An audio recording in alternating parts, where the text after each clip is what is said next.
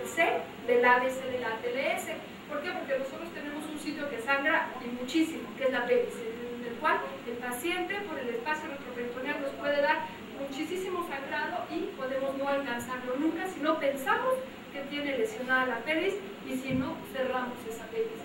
El manejo de los tejidos blandos, la contaminación que les comentaba, y la estabilización provisional de todas las fracturas de preferencia y dentro de las primeras 24 horas. ¿Por qué? Porque esto es activo y el paciente puede estar en un momento dado bien, pero puede evolucionar a mal.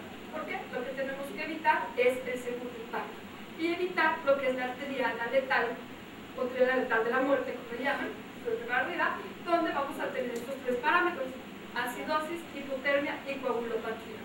Entonces tenemos que hacer a su entrada, a su llegada al paciente, una reanimación vigorosa.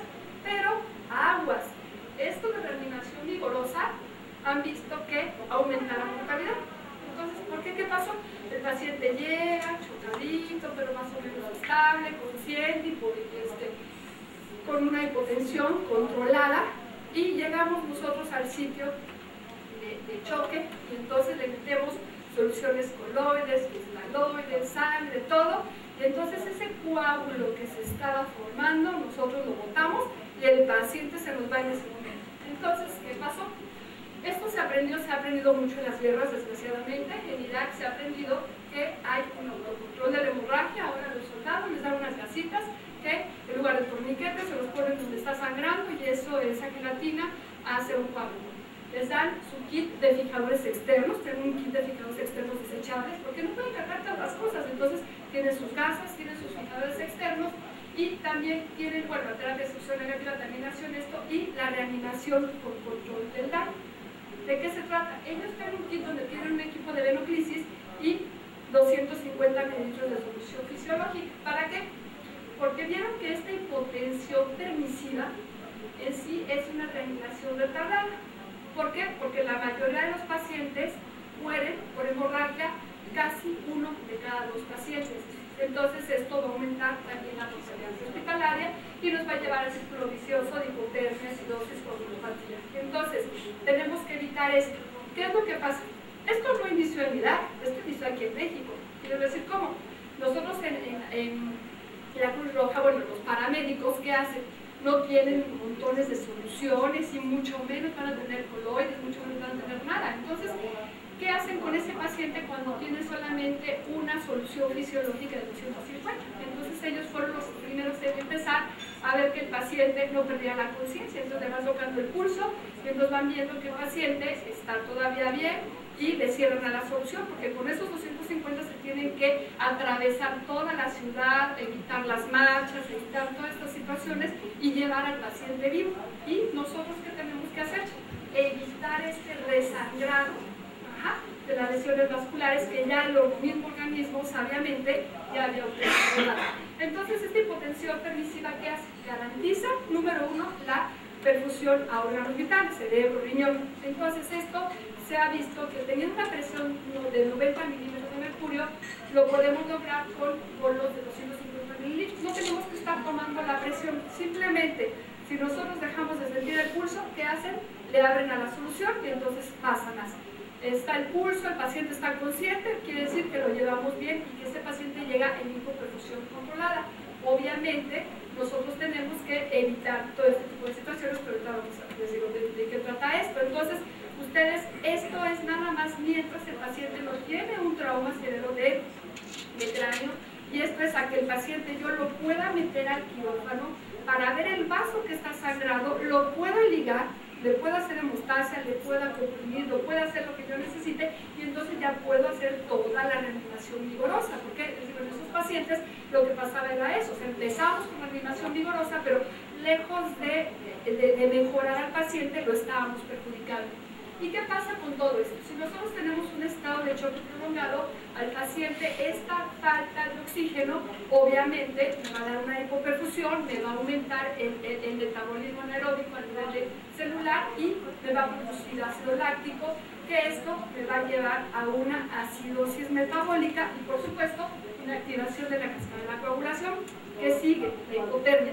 El paciente lo desvestimos, tenemos calor en la sala de choque, pues ponemos el aire acondicionado el paciente viene orinado, sangrado, todo, la ropa viene húmeda, entonces todo esto lo está bajando en presión, aumenta disminuye el recambio tisular y esto pues obviamente nos da un menor control de la temperatura, le metemos soluciones por todos lados y entonces esto también, porque obviamente no van calientes, van frías como vienen del sitio donde estamos almacenando, y todo esto hace que el paciente caiga en hipotermia.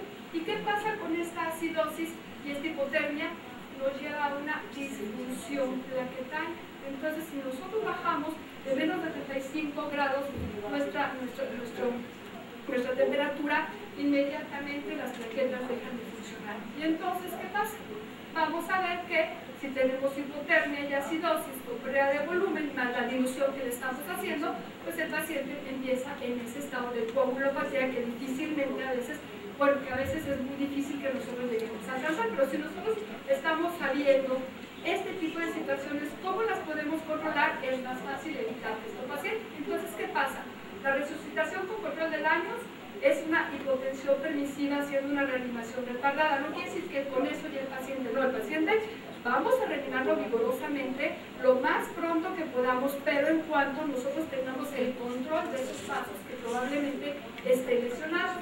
Esto lo único que hace es garantizar la perfusión a órganos vitales nada más, haciendo una buena distribución del volumen. ¿Y cómo lo conseguimos? Como les dije, con bolos de solución salina, bueno, en niños, 20 mililitros por kilogramo de peso, pero nosotros podemos utilizar de los 200 bolos de 250 mililitros de solución fisiológica o tener la presión sistólica alrededor de 90. Y les digo, ¿esto cómo se logra? 90 lo tenemos teniendo el pulso. Dejamos de sentir pulso, en ese momento sabemos que este paciente está teniendo problemas.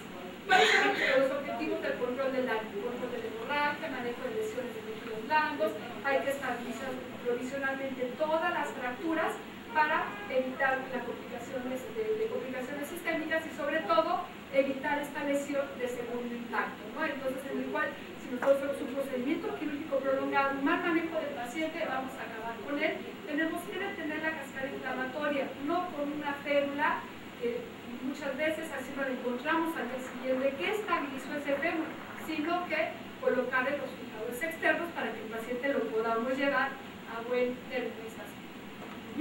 Bien, entonces, ¿cuál es el momento adecuado para realizar la intervención quirúrgica? Tenemos que saber cuándo y cómo. ¿Qué procedimiento voy a hacer? Si me voy a tardar más de 2 horas en enclavarlo porque el paciente está fisiológicamente estable, no lo hago. Si el paciente está muy mal, un politrauma, pues mejor le pongo fijadores externos y tal. Entonces, por eso es importante que yo sepa qué paciente tengo. Tengo un paciente estable, borderline, lo puedo operar sin problema. Pero tengo un paciente inestable o grave, me voy al control del daño y solamente le estabilizo todas las fracturas que puede estabilizar mientras no consuma todo el tiempo. Y también todas las fracturas inestables y complejas de pelvis, ese es mi número 1 porque es el control de la hemorragia. Fracturas de huesos largos, sabemos que el fémur nos va a sangrar también bastante. El trauma geriátrico, hay ya mucha gente mayor manejando, andando alpinismo, bicicleta de esta montaña, todas esas cosas, ¿no? Entonces, son pacientes que más frecuentemente se nos están complicando. Entonces, un paciente estable, le hacemos la fijación definitiva de todas las fracturas. Lo más importante de ese paciente limítrofe es un paciente que tenemos que ver que si está todo estable, sin problema, le puedo operar todas las fracturas que tenga. Pero el problema es que si el paciente empieza a deteriorarse durante la cirugía, sangra, le tardo más de 2 horas, o de repente, doctora, tómele está como andamos, está en acidosis metabólica, entonces en ese momento se detiene la cirugía. En los que no hay problema, pues es en los inestables, en los críticos. ¿Por qué?